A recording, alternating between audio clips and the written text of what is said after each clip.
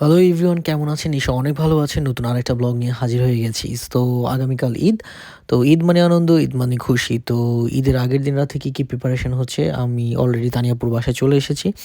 আর এখানে মোটামুটি অলরেডি রান্নাবান্না শেষও অনেক কিছু। এখানে নেহেরি ছিল, চটপটি ছিল, অনেকগুলো অ্যাটলিস্ট 80% 90% কুক করে রাখা হয়েছে।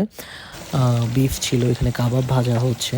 এটা হচ্ছে মুঠি কাবাব, আপু স্পেশাল। আর হচ্ছে গিয়ে আসলে আমি যতটুকু পেরেছি ভিডিও করে আপনাদের সাথে শেয়ার করার জন্য ভিডিওটা মেক করা। আর দেখতেই পাচ্ছেন বাবু ভাই এসেছে এখানে। বাবু ভাইয়ের স্পেশাল হচ্ছে গিয়ে বোরহানি, যেটা কিনা সব বাড়ি উনি বানিয়ে থাকে।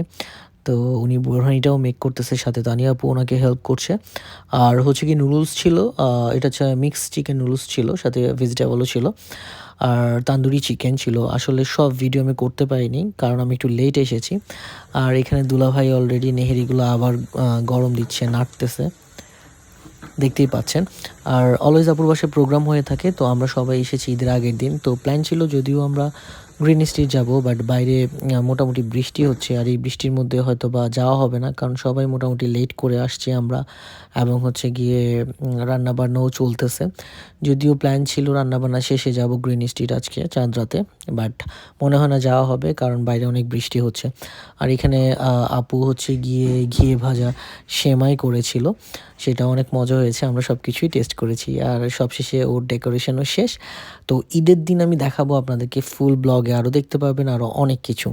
তো আমার এই ছোট ব্লগটা যদি আপনাদের ভালো লেগে থাকে, হোপ সো লাইক, শেয়ার এবং সাবস্ক্রাইব করবেন।